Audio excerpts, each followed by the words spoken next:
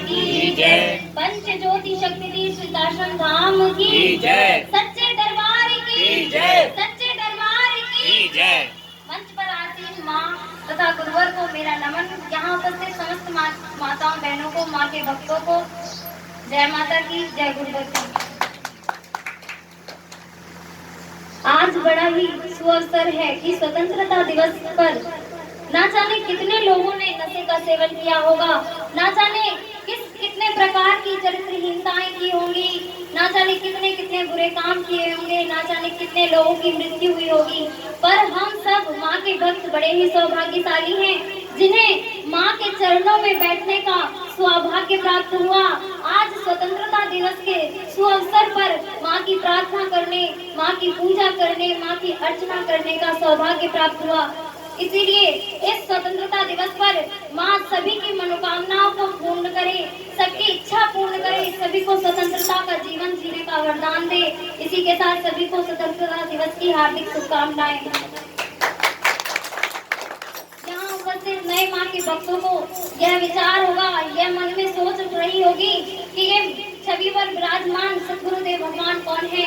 तो मैं बताती हूँ आपको कि मध्य प्रदेश के शहडोल जिला में इन्होंने अपना एक आश्रम जो कि समधन नदी के बीच में स्थित है। समधन नदी एक ऐसी माँ जो उस आश्रम की इस प्रकार रक्षा कर रही है जैसे एक छोटी सी शिशु की रक्षा एक माँ करती है, अपने आंचल में संजोकर रखी है। उसी प्रकार समधन नदी जो कि एक माँ है अपने गुरुदेव की और वहाँ उपस्थित समस्त गुरु के शिष्यों की रक्षा कर रही है। वह पंच ज्योति शक्ति तीर्थ सिद्धाश्रम इतना प्यारा, इतना सुंदर है कि यदि स्वर्ग को देखो तो वो भी उसके सामने छोटा लगने लगता है।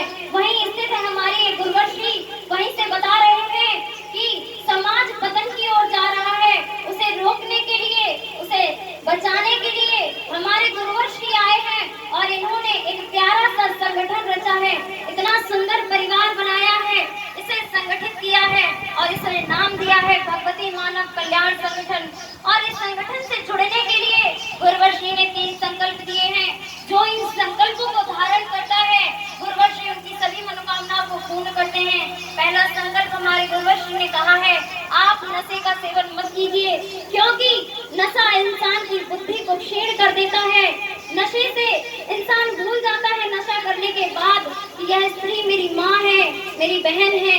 सोचिए जिस मंदिर में आप जाते हैं वहाँ दुर्गा माँ बैठी होती है तो आप चप्पल भी पहन कर नहीं जाते, स्नान करके जाते हैं।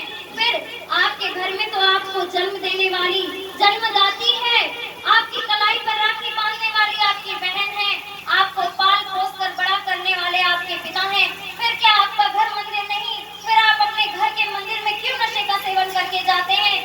क्यों भूल जाते हैं आप ये नशा हमें पतन की ओर ले जाता है? अतः हमारे गुरुवर श्री कहते हैं सबसे पहले आप नशा मुक्त रहिए, नशे का सेवन मत कीजिए। दूसरा संकल्प हमारे गुरुवर श्री ने कहा है, मांसाहार मुक्त रहिए क्योंकि जिस प्रकार चींटी, हाथी, पशु, पक्षी, मनुष्य सब इस माँ की संतान है। जिस प्रकार एक माँ के यदि 2 बेटे लड़ते हैं तो माँ भी रोती है और कहती है ये मेरी संतान होकर इस प्रकार लड़ रहे हैं। तो सोचिए क्या इस माँ को कष्ट नहीं होता जब आप किसी की एक संतान को काट कर खा जाते हैं? 9 दिन तक तो आप माँ की पूजा अर्चना करते हैं, अपने बाल तक नहीं कटवाते, बहुत से लोग तो चप्पल तक नहीं पहनते, निर्जला व्रत रखते हैं, लेकिन 10वें दिन ही क्यों किसी बकरे की बलि चढ़ा देते हैं, क्यों किसी मुर्गे की बलि चढ़ा देते हैं और कहते हैं हमने तो माँ काली को बकरे की बलि चढ़ाई है। माँ कभी अपने शिशुओं का आहार नहीं लेती, कभी अपने शिशुओं का भोजन ग्रहण नहीं करती। इस सृष्टि को रचाने से पहले माँ ने यह विचार किया कि यदि मेरा भक्त जिएगा तो वह भोजन क्या करेगा, क्या खाकर जीवित रहेगा। इसलिए इस माँ ने खुद अन्नपूर्णा का रूप धारण कर 56 भोगों का निर्माण किया ताकि मनुष्य 56 भोग पा सके। फिर क्यों हम 56 भोग को छोड़कर मांस मदिरे का सेवन कर रहे हैं? क्यों मुर्गे की बलि दे रहे हैं? क्यों बकरे को खा रहे हैं? क्या किसी वेद पुराण में लिखा है कि आप बकरे का सेवन कीजिए, आप मुर्गे का सेवन कीजिए? आप जिस राम को मानते हैं, जिस कृष्ण को मानते हैं, क्या उन्होंने कभी मांस मदिरे का सेवन किया? क्या उन्होंने किसी प्रकार की चरित्रहीनता की? तो फिर करते हैं। इसीलिए हमारे गुरुवर श्री कहते हैं कि दूसरा संकल्प धारण कीजिए, नशे का सेवन मत कीजिए, मांसाहार मत कीजिए। तीसरा संकल्प हमारे गुरुवर श्री ने कहा है चरित्रवानों का जीवन जिए, चरित्रहीनता मत कीजिए। आज यदि कोई बहन घर से निकलती है तो लोग रास्ते में कहते हैं वाह क्या आइटम जा रही है। ऐसा मत कहिए, क्योंकि आपकी बहन भी है, आपकी माँ भी है। आपकी बहन को यदि कोई कुछ कह जाता है तो आप उसकी जान लेने पे उतारू हो जाते हैं। तो सोचिए, क्या रास्ते में जाने वाली बेटी किसी की बेटी नहीं, किसी की बहन नहीं, किसी की माँ नहीं। इसलिए इस प्रकार की चरित्रहीनता मत कीजिए। हमारी बहनें भी हैं जो चरित्रहीनता करती हैं। सोचिए, आप विवाह से पूर्व यदि किसी से प्रेम करती हैं तो कीजिए, लेकिन घर से भागिए मत, क्योंकि भागती हैं आप उस परिवार को छोड़कर जिसने आपको जन्म दिया, जहां आपको पालने पोसने वाले हैं। सोचिए, जिन्होंने 20 वर्षों तक आपको पाला, आपकी हर छोटी बड़ी इच्छा को पूर्ण किया, आपने जो मांगा आपको वो आपके पिता ने ला के दिया। भले ही उसकी जेब खाली हो, फिर भी कर्ज लेकर, चाहे जिस प्रकार उसने आपकी इच्छा को पूर्ण किया हो, फिर क्यों आप इस प्रकार उन माँ बाप को छोड़कर चली जाती हैं? सोचिए, हम तो वैसे भी इतने अभागे हैं कि एक दिन हमें इन्हें छोड़कर जाना है। हम रोते रोते चले जाएंगे, कोई रोक नहीं पाएगा। फिर क्यों इस प्रकार जाएं कि हमारे माँ बाप की नजरें झुक जाएं, उनका दिल दुखी हो जाए और आपको अभिशाप दे, ना कि वरदान। जबकि माँ बाप जब अपनी बेटी को विदा करते हैं तो वह यह सोचते हैं कि हमारी बेटी को सुंदर सा घर मिले, अच्छा वर मिले, जो उसे हर प्रकार की खुशियां दे, जिस प्रकार मैंने उसे सुखी रखा है। वो अपनी बेटी का जैसे ही जन्म होते कहते हैं मेरे घर में देवी आई है, परी आई है। तो फिर क्यों आप ऐसा काम करती हैं कि वो आपको देवी परी ना बुलाकर आपको अभिशाप देने लगे? इसलिए हमारे गुरुवर श्री कहते हैं भाई और बहन सभी चरित्रवान जीवन जिए, ताकि आपके जीवन में सुख आए, शांति आए। इस संगठन से जुड़ने के लिए इन 3 संकल्पों को धारण कीजिए और जानिए यह माँ आपसे क्या चाहती है। इस माँ की भक्ति को पहचानिए। यह माँ पुकार रही है आपसे, मांग रही है कि इस समाज को पतन की ओर जाने से रोक लीजिए, इसे बचा लीजिए, वरना पतन में जाने के लिए कोई नहीं रोक सकता। आपके ही हाथों में है, आप ही इसे रोक सकते हैं और आप ही इसे पतन की ओर ले जा सकते हैं।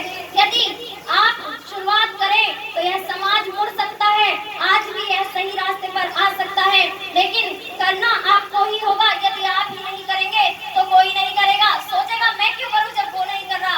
अपने से शुरुआत कीजिए, इन 3 संकल्पों को धारण कीजिए, आपका जीवन सुखमय होगा। इस संगठन से जुड़ने के लिए और माँ की भक्ति करने के लिए हमारी गुरुवर श्री ने 5 क्रम दिए हैं। पहला क्रम है अपने घर को मंदिर का वातावरण दीजिए, क्योंकि वातावरण का बहुत बड़ा प्रभाव पड़ता है।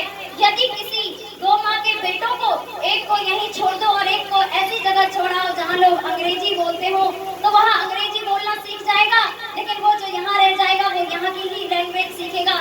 इसीलिए हमारे गुरुवर श्री कहते हैं कि अपने घर को ऐसा वातावरण दीजिए कि आपका बच्चा कहीं भी जाए, किसी भी बुराई पर जाए, लेकिन जब वो घर आए तो उसे अच्छे और बुरे का ज्ञान हो सके।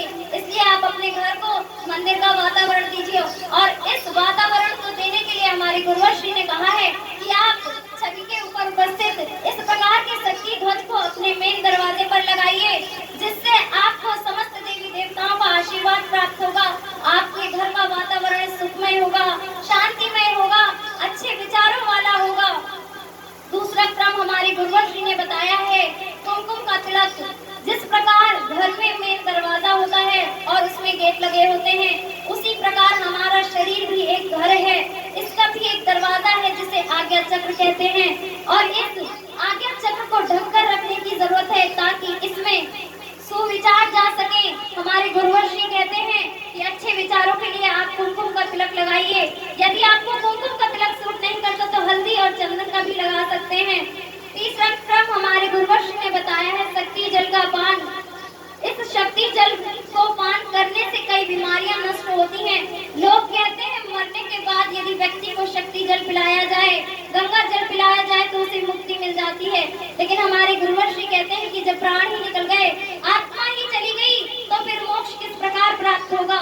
इसीलिए हमारे गुरुवर श्री कहते हैं कि जीवित रहकर ही मोक्ष को प्राप्त कर लीजिए। इस शक्ति जल को पान कीजिए, इससे आपके मन में शांति उत्पन्न होगी, आपके रोग नष्ट हो जाएंगे,